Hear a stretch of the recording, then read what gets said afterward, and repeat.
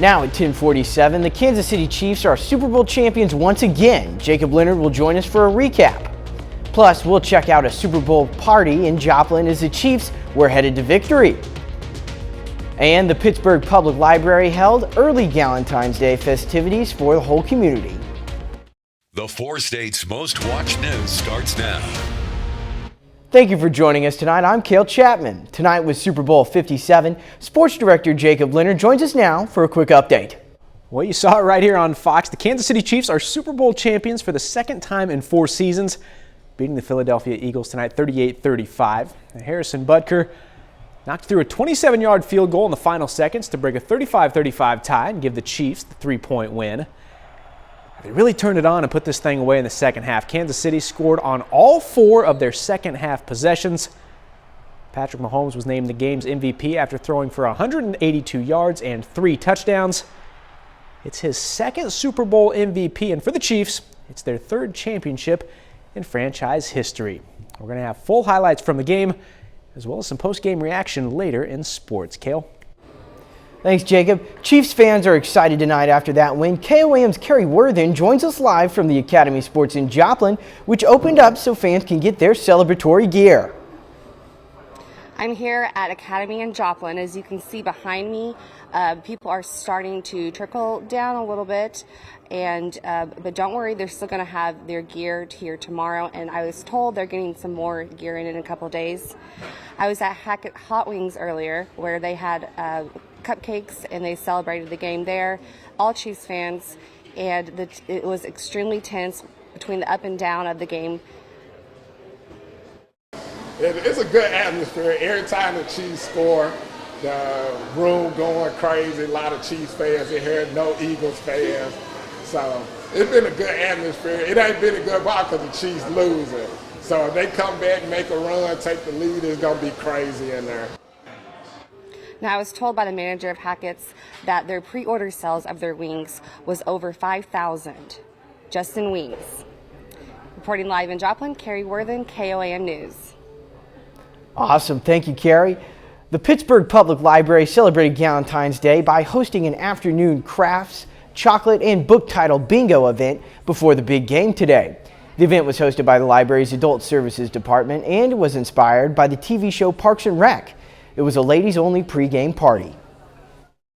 We did not think it was going to be Super Bowl Sunday, so this is sort of turning into a pre-Super Bowl game party, but basically it was just an opportunity for women to get together just to celebrate female friendships and relationships and just have a good time.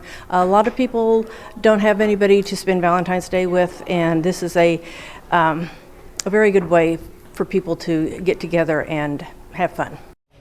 The event was open to all area women ages 18 and older. The Southeast Kansas Humane Society hosted their 46th annual chili dinner at the Memorial Auditorium in Pittsburgh today. The Humane Society gathered 375 pounds of meat to make over 500 pounds of homemade chili. The chili dinner included a bowl of chili, dessert, crackers, and a drink. The Humane Society also sold quarts of their famous chili for $15 each. So we're blown away. We are every year. This is our largest fundraiser. This fundraiser takes 2.5 months to get together just because there's over 60 plus volunteers for it.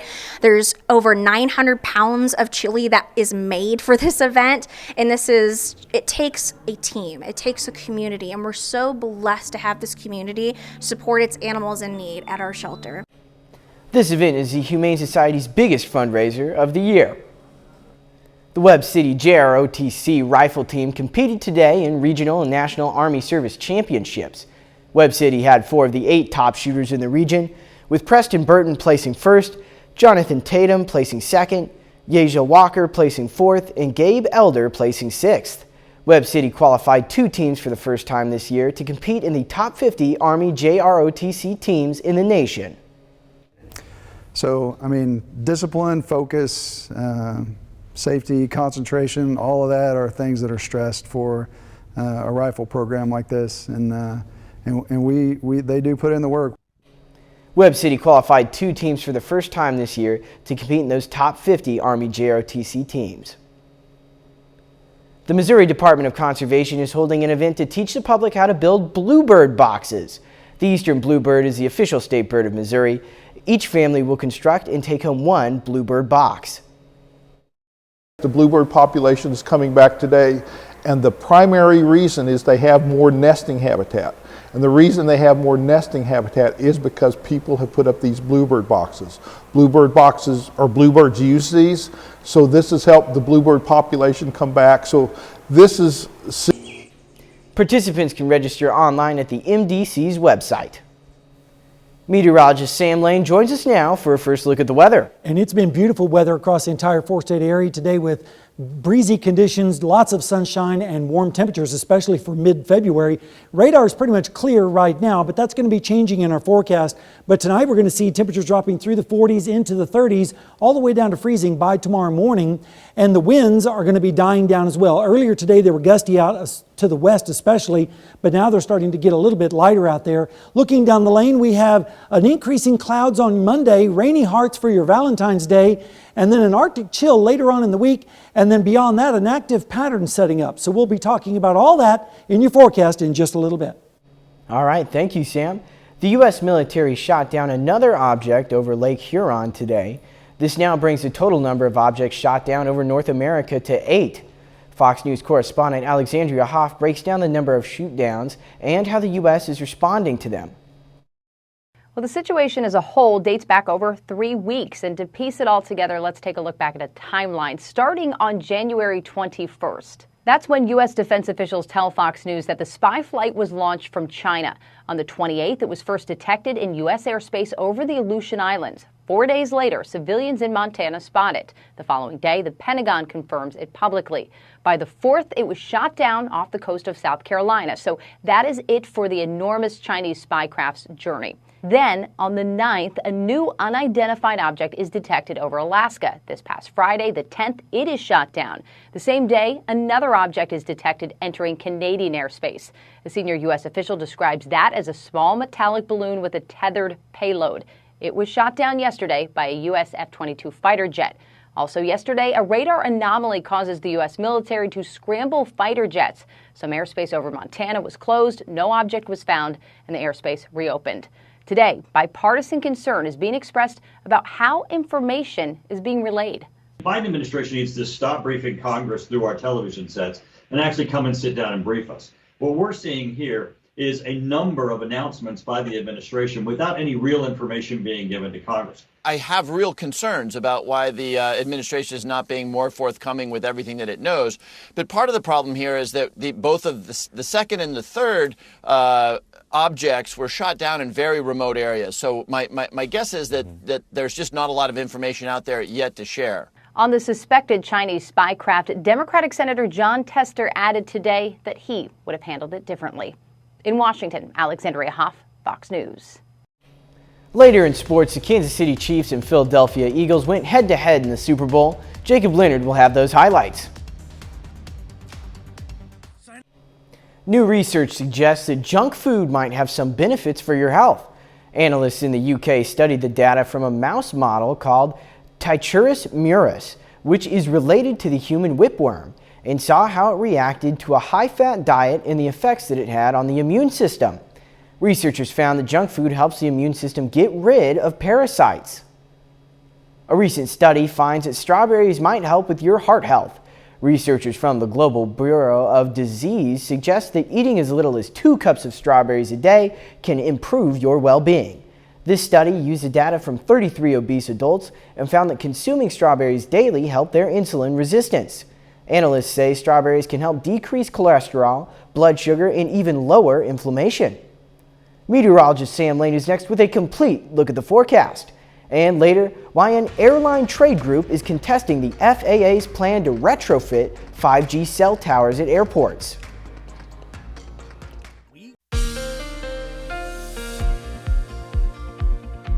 For mid-February, we've had a great weekend with lots of sunshine and warm temperatures, a little bit on the breezy side today, but all in all, not too bad. Right now in Seneca, Missouri, the Indigo Sky Casino and Resort, things are looking pretty nice down that way, as well as across the entire area. This afternoon, we made it up to 63 degrees after starting out at 25, which was way above the normals on the high side, a little bit below on the low, but I think we'll take it. 82 the records, and 3 back in 1988. So we can have quite a variety of weather, of course, here in the 4 states in February. You can see the big storm system sitting off the California coast this evening. That's going to be rotating up in towards our direction as we go into Tuesday. That's when the next chance of rain really starts to increase across our area. Temperatures this afternoon were very pleasant, generally in the upper 50s to around 60 degrees for many locations. And right now we're seeing temperatures dropping down into the 30s and 40s, even some still 50s out there like in Joplin and Seneca, and 54 in Afton, but it's already down to 35 for our friends up in Yates Center. Temperatures are generally running about 15 to 20 degrees warmer tonight than they were 24 hours ago, so at least we're on the positive side on the temperature ranges. And dew points are starting to increase as well on those south winds. Right now they're generally in the 20s and 30s, but that's going to be increasing as well. Right now in Joplin we're sitting at 50 degrees, and of course it feels like 50 because the wind is out of the south at 13 and the pressure is 29.90 and the humidity is low at 43%. Now with the storms on Tuesday, there is a risk of severe weather, but it's a marginal risk. And in our area, the biggest risk is going to be some high winds and some heavy rainfall. And we need the rainfall, especially for our friends in southeast Kansas. And rainfall chances are going to dramatically increase as we go into Tuesday morning. So for your Valentine's Day, it looks like it's going to be wet to start the day. All right, temperatures this evening are going to be dropping down into the 20s and 30s with a wind shift line rolling through our area. And then tomorrow, we're going to see increasing clouds with highs in the upper 50s to around 60 degrees. And then as we go through Monday afternoon and evening, we're going to see showers and storms developing across our area. And by Tuesday morning, a pretty widespread area of rain with temperatures in the 40s. Then the dry line sweeps through. The winds turn around to the southwest, and they're going to be very strong with winds over 40 miles per hour in some locations, but temperatures should still make it into the upper 50s to around 60 degrees. Then, as we go into Wednesday, we're going to see temperatures dropping into the 30s and 40s with light and variable winds. Rainfall amounts are going to be generous, especially around ½ an inch, maybe some isolated 3/4 of an inch amounts across the area as we go into Tuesday morning. All right, let's take a look at the next 7 days. 20% chance of showers starting late tomorrow night, better chance of rain Tuesday morning, and then a mixture with another system on Wednesday night into Thursday, and then it turns dramatically colder for Thursday and Friday, but next weekend doesn't look too bad with temperatures in the 50s. Yeah, no, I mean, there's a light at the end of that tunnel for sure. That's exactly right. All righty, well, thank you, Sam. You're welcome. Good news for millions of taxpayers who received stimulus checks during the coronavirus pandemic. The IRS now says most state relief checks handed out in 2022 are not subject to federal taxes. The IRS says more than 472 million payments, totaling $803 billion in financial relief, went to households impacted by the pandemic. An airline trade group is contesting the FAA's plan to retrofit 5G cell towers. The International Air Transport Association says new rules to adjust plane altimeters for landing near airports with 5G wireless service are way too costly. The association says the changes could cost $637 million. A risk in the sky. Vapes and e-cigarettes causing an increasing number of lithium battery accidents on planes. Just like cell phones and laptops, the batteries in vapes can catch on fire in the sky, so flight attendants must be on alert for containing overheating vaping devices and e-cigarettes. A database by the Federal Aviation Administration shows that vapes and e-cigarettes were the #1 cause of lithium battery incidents on aircrafts in 2022. Up next, how a high school senior in North Carolina has become an inspiration for many. A memorable senior night for a high school basketball player in North Carolina who once again is proving he's got game. And as Cam Gaskins reports, the team manager turned player continues to inspire teammates with his hard work and his determination to succeed. Well, you might have seen him on social media hitting shots from half court, but it's what Spencer Neal brings off the court that makes him an irreplaceable member of the St. Stephen's family. Number 8, let's go! If you've ever been to a St. Stephen's basketball game, you've no doubt seen an energy on the bench that's impossible to miss. Let's go! Well, Spencer's one of those kids that his personality and stuff makes it infectious. Spencer Neal has served as the team's manager since his freshman year and immediately became a part of this family from day one. My coach believes in me a lot. He always believes in us as much as we believe in him, so we never feel like we're out of a game, and we talk about never quitting, and Spencer's the definition of never quitting. His whole life has been about not quitting. Spencer was born with Down syndrome, and from his birth, his parents were constantly told what he would not be able to do in life. I think I was more nervous about him not having people that would accept him, but he's just one of the guys. Now they get to watch their son be part of a team every game, something they were told would be impossible. Spencer will come home and he's like, that's my family, you know. And he talks about Coach Smith and how much he believes in him, and it's really given him the confidence too. And on Tuesday this week, Neil got to be a part of the team on the court as well, suiting up for senior night and hitting the first basket of the game.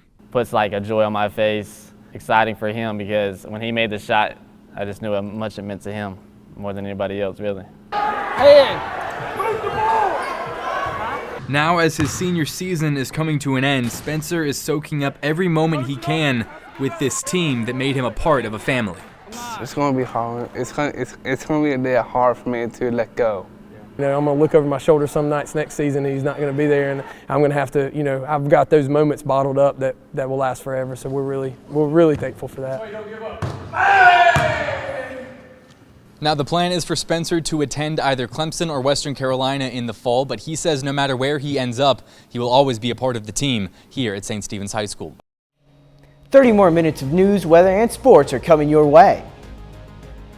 New images show the devastation in Turkey after an earthquake killed more than 33,000 people.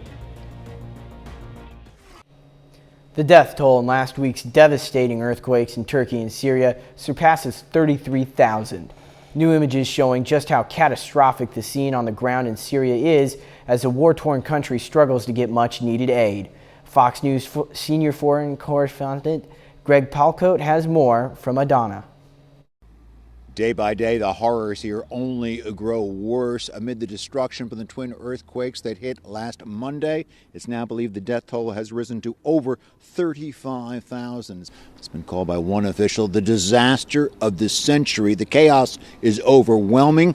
It is now believed that 1 million people are homeless here in Turkey. Aid is arriving slowly, and by all accounts, including some today, it is even worse across the border in Syria, which was also affected by the earthquakes. Incredibly, there are still miracles. At one location, a girl was plucked out of the rubble. At another, an 88-year-old woman. At a third, a pregnant mother. Still, there is a new growing controversy today that at least some of this could have been prevented. Take a look. There used to be a 14-story apartment building here. The earthquake hit, it collapsed, killing 90 people. The hitch is, all around us, the apartment buildings are still standing. People here are very angry. The charge made, shoddy construction and local corruption led to unnecessary deaths.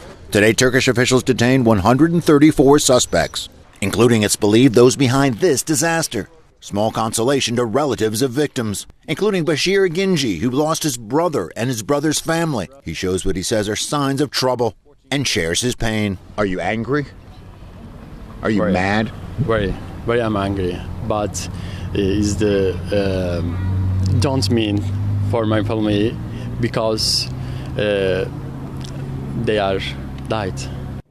What that sad man is basically saying is yes, he is angry. No, it doesn't mean anything because his family is dead. There's enough blame to go around. The national government here is also being faulted on this particular front, but more and more, this is looking like a disaster of biblical proportions. In Adana, Turkey, Greg Palcote, Fox News. We're getting word of a new barrage of Russian strikes in northeastern Ukraine. Officials say the target was the Kharkiv region, which took fire from an array of heavy weapons. The attack left one person injured and more than a dozen residential buildings damaged. Russia has announced it will be cutting crude oil production in half by 1 million barrels per day, starting next Monday. The cutback is equivalent to about 5% of Russia's oil output. The move will come around after 2 months of the countries with the world's biggest economies imposed a price cap on Russia's oil exports to punish the superpower for its invasion of Ukraine. Meteorologist Sam Lane joins us now. Thank you very much. It's been a beautiful day across the 4 states. Lots of sunshine, clear skies, and no precipitation. But that's going to change as we head over the next 48 hours. In the morning, though, we're going to see lows dropping down into the right around freezing, dropping through the 40s tonight with mostly fair skies. The winds were a little bit breezy out towards the west earlier, but now the winds have calmed down just a little bit, and that's pretty good news. Looking down the lane, we're going to have increasing clouds for your Monday. Then we're going to have some rain, hearts for your Valentine's Day, and then an Arctic chill later on in the week, and then an extended active pattern, and we'll talk all about that when we have the forecast in just a little while. Prosecutors are wrapping up their case this week against disgraced South Carolina attorney Alex Murdaugh. He is charged with murdering his wife and son in a cover-up for a litany of other crimes. Fox News correspondent Jonathan Surrey is live with more. Prosecutors are trying to convince the jury that Alex Murdaugh killed his wife and son to distract and delay investigations into his numerous alleged financial crimes. They say the now disbarred attorney stole millions of dollars from his law firm, other lawyers, and his clients, including the family of his longtime housekeeper, Gloria Satterfield. She died after a 2018 trip and fall accident on Murdaugh's front steps. Her son Tony says Murdaugh assured the family he would walk them through the insurance settlement process. At any time over the years, did he mention anything about having a $5 million umbrella policy? No. At any time, did he ever pay you 1 penny? No. Multiple family friends have identified Alex Murdaugh's voice in the background of a video his son Paul recorded at the family kennel just minutes before he and his mother Maggie were fatally shot. Under cross-examination, these witnesses also testified that Alex Murdaugh loved his wife and son, but an attorney representing the housekeeper's family has this take. He's a 90-10 guy. 90% of the time, great father, great husband, jovial guy, great hunter, happy-go-lucky, kids love him. But the 10% of the time, he's a monster. The prosecution expects to wrap up its case by Wednesday, with the defense taking another week before both sides present closing arguments. In Atlanta, Jonathan Surrey, Fox News. Still ahead, we'll take a look at a new way AI is spreading false information online.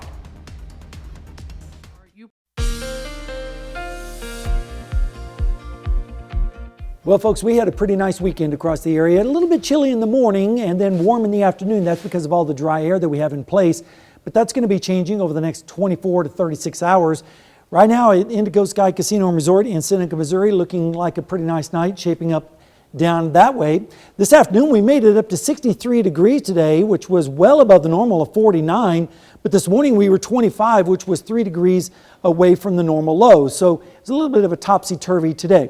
All right, satellite view shows big storm system that's heading towards us is now sitting off the coast of Southern California. That's going to cross over into northern Mexico and southern Arizona and move across our area Monday and Tuesday. That's when the rain chances really start to increase across our area. Temperatures this afternoon were very, very nice. Upper 50s, lower 60s across the area for afternoon highs, and temperatures are now dropping down into the 30s up to the north and west, but still in the 50s, like in Grove with 53, 55, double nickel there in Afton. And temperatures are generally running about 15 to 20 degrees warmer tonight than they were last night, so that's pretty good news. And dew points are starting to increase just a little bit, but tomorrow they're really going to start to increase with those south winds as we see the winds start to pick up a little bit tomorrow. Right now in Joplin, we're sitting at 50 degrees. The dew point's 28, so the humidity is 43%, and the wind is still kind of breezy out of the south at 13 miles per hour. Now, with the storms on Tuesday, there is a marginal risk of severe weather. Most of it's going to be down to the south. I think the biggest threat here is going to be some high winds with some gusty winds, especially behind the dry line, and then some moderate chance of some heavy rain in some isolated spots. Speaking of rain, here's the rain chances dramatically increasing as we go into the morning rush hour on Valentine's Day. Temperatures tonight are going to be dropping down through the 30s with this cool front dropping in from the north and west. It's more or less a wind shift line, really, with temperatures in the 20s up to the north and west and 30s down to the south and east. Then tomorrow, it's not going to really affect our temperatures at all. We're going to see temperatures in the upper 50s to around 60 degrees with increasing clouds. Then as we go into Monday night and Tuesday, here comes the rain advancing in from the south and west. And by Tuesday morning, we're going to see a widespread area of rain with temperatures in the 40s. Then the dry line sweeps through from west to east. and that's going to turn our winds around to the south and west. And they're going to be gusty, so be prepared for that, with highs in the upper 50s to around 60 degrees. That storm system moves out of the way just in time for Wednesday morning, with temperatures dropping into the 30s and 40s with light and variable winds, but then another storm system on Wednesday night. Rainfall amounts are generally going to be around 1/3 of an inch, maybe 1/2 an inch, isolated 3/4 of an inch with some of those showers and storms. Over the next 7 days, 80% chance of storms on Tuesday morning. Then Wednesday night into Thursday morning, there is a chance of a mix, but most of that is probably going to be up to the north and west, but we are going to get colder on Thursday and Friday.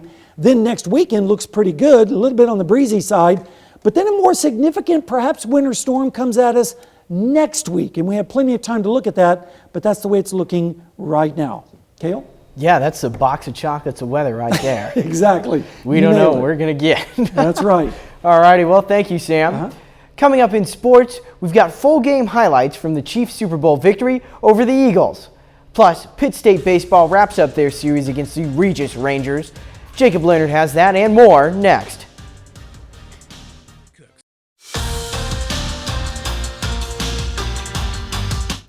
Well, tonight's the night we've all been waiting for the last 2 weeks. The Kansas City Chiefs face the Philadelphia Eagles tonight in Super Bowl 57. Their third appearance in the Super Bowl in the last 4 seasons. The Chiefs looking for their third Super Bowl title in franchise history and second under head coach Andy Reid. First quarter, down 7, Patrick Mahomes to Travis Kelce here. 18-yard touchdown connection ties the game up at 7. Second quarter, Kansas City's back down by a touchdown, but they get a play on defense. Nick Bolton, the Mizzou product, scoops it up, returns the fumble all the way for the touchdown, and just like that, we're tied up again. Now before half, Jalen Hurts doing what he does for Philly, one of his 3 rushing touchdowns tonight. Eagles go to the break up 24-14. Then the second half, Chiefs really got going. They got the ball first. You go straight down the field. Isaiah Pacheco, 1-yard score. Chiefs within 3. Then early fourth, Kansas City goes in front. Kadarius Toney very wide open for the 5-yard touchdown from Patrick Mahomes. Kansas City has their first lead, 28-27. And after a big punt return from Toney, doesn't really get much easier than this. Mahomes to Sky Moore. Chiefs get the lead to 8. Now the Eagles would go tie it back up at 35. And in the final seconds, Harrison Butker finishes it off, 27-yard field goal. And that's it. Chiefs win a shootout 38-35. They get their second championship in the last 4 years. It's the greatest feeling in the world. Being on top of the mountain, being here with the guys that we did it with the coaches we did it with, through all the adversity. There's nothing I can say that can really explain how I'm feeling right now. Being at the top with my brothers and my teammates is it's the best feeling in the world. I can't describe it, man. We talked about it earlier in the week, man. Guys who had an opportunity to win them, and man, it's special, man. And there's not a single type of emotion that kind of can explain it, man. And I'm just proud of our team, man, finding a way to stick to it. The Pittsburgh State baseball team finishes up their 4-game series against Regis this afternoon. And Pitt State has won 2 of the first 3 after splitting a doubleheader on Saturday. Pitt State is 4-2 through their first 6 games. They'll pick it up top of the first, bouncer to short. Cade Clemens starts it, Connor Locks turns it. The Gorillas get the double play. At the bottom of the inning, they got runners on the corners. Nixon Brandon draws the throw to second, gives Joe Hamilton just enough time. Slide under the tag at home. Gorillas go up 1-0. To the third inning now. It was a big inning for Pittsburgh State. Cade Clemens pokes one out to right, bounces all the way to the wall, brings Ryan Koval in to score. Then later in the third, Brevin Lee up. He's got a man on, drills it deep to center field. He'll clear the wall out there. 2-run jack for Lee makes it 6-0 Pittsburgh State. Regis changes pitchers after that. Then the first pitch he throws is to Brett Daly there, and Daly puts it out there in the street. Check it out. Bounces off the road out there. Pitt State gets 5 in the third, 8 in the fifth. They roll by Regis today, 16-3. Pittsburgh State and Missouri Southern basketball met for a conference doubleheader on Saturday. In the men's game, it took overtime, but the Lions beat the Gorillas 103-93 to sweep the season series from Pittsburgh State. On the women's side, it went the other direction. Pitt State knocked off 21st-ranked Missouri Southern 74-64 to to sweep the season series from the rival Lions. Pitt State had 4 of 5 starters in double figures. Tristan Gegg led the way with 14. Corinna Gerber and Harper Schreiner each finished with double-doubles, but the Gorillas also got a big game from sophomore Jenna Shipley, who came off the bench and delivered 11 points and 4 rebounds. She made some big plays. Jenna just looked extremely comfortable and confident. And if you come to our practice, Jenna is a freshman to now. She is one of the loudest communicators that we have in practice, and she's making those plays in practice. And so it was that way at the end of the year last year. And so I think she has really worked herself into that confident player, and she does it with her hustle plays, and then it sparks other people to make those type of plays. Got a couple of O boards early, and I think that just kind of raised the level a little bit and got everybody kind of flowing and excited. So just really taking our runs and running with it, honestly, just going with it. And that's a look at sports. We're back with more news right after the break. We are all more aware of the misinformation out there on social media and a variety of platforms, but now there's a new way to spread falsehoods. A research firm has identified realistic appearing newscasts featuring AI-generated newscasters disparaging the United States. Selena Wang has more. Hello everyone. This is Wolf News. I'm Alex. On first glance, these look like news anchors. And the top leaders of China. On second glance, you might notice something uncanny. The two heads of state exchange. And how their voices don't align with their mouth movements. That's because they aren't real people. They're deep fake avatars made with artificial intelligence. It's unclear who's behind this, but last year, pro-China bot accounts sent them out over Twitter and Facebook. But this is the first time we've seen footage of an entirely fictitious fake person used in a politically motivated influence operation. This particular set of videos was promoted by an operation that we call Spamouflage, which we've been tracking since at least 2019. And routinely amplifies narratives that align with Beijing's strategic interests. Research firm Graphica issued a report on this broader campaign that says, in part, more videos portrayed the U.S. in a negative light than focused on any other theme, presenting it as a law-breaking, hegemonistic, racked by civil strife, and failing in the fight against COVID-19. This meeting is of great significance. They push China's geopolitical agenda. Gun violence has killed nearly 40,000 people. And expose America's shortcomings. The U.S. National Security Commission on Artificial Intelligence says AI is deepening the threat posed by cyber attacks and disinformation campaigns that Russia, China, and others are using to infiltrate our society, steal our data, and interfere in our democracy. Hey there, I'm Anna. Hey there, I'm Jason. And these fake news anchors, they were made with technology from British artificial intelligence company Synthesia. Let me show you how easy it is to create your own deepfake video. So I'm on the Synthesia company website. I'm clicking on create a free AI video. And for the script, how about let's have the avatar say, "Hi, I'm a correspondent for CNN." They say I'll get the video in my email in just a few minutes. Hi, I'm a correspondent for CNN. Thanks, Anderson, for having me on your show. Synthesia's website shows its technology is mainly used for corporate training and marketing videos. The company said in a statement to CNN, "The recent videos that emerged are in breach of our terms of service, and we have identified and banned the user in question." Graphica says these news anchor deepfake videos are low quality and did not get a lot of traction on social media. To build a better world with artificial. But this technology is spreading rapidly around the world. A few years ago, a Chinese tech firm made this deepfake video of then President Donald Trump speaking Mandarin as a demonstration to promote their company's technology at a Beijing conference. Chinese state media has even created a whole team of AI news anchors. They're showing it off as a novel new technology that can mass-produce shows with these anchors that can work 24/7. The proliferation of deepfake videos makes it dramatically harder to combat disinformation. Experts say its use by foreign and criminal actors will only grow, bending our reality. Up next, we'll meet the newest and cutest arrivals to the Miami Zoo in Florida. 3 baby otters. The Miami Zoo is sharing these photos of its newest arrivals, 3 baby otters. The Miami Zoo says the North American river otter pups all appear healthy and their mom, Zinnia, is taking good care of them. They include 1 female and 2 males, and they're as tiny as they are adorable. They weigh about 150 grams. That's cute. Yeah, they're teeny little things. All right, well, we've got some rain on the way, but we're going to have to wait another day before it gets here. Rain arrives on Valentine's Day, especially in the morning. Then we have a little bit of a winter mix possible Thursday morning, but it's mainly going to be in the northwestern sections. Warmer for the weekend, and then another system early next week, and that one could be more significant. But of course, we have a little bit of a roller coaster this week, but of course that's typical for the 4 states in the month of February. But spring is around the corner. We just have to go through a little bit more winter first. All right, well, gotcha. Thank you, Sam. That's our time for tonight. Thanks for joining us. We'll leave you with a video of Chiefs fans celebrating the Super Bowl win at the Power and Light District in Kansas City, Missouri.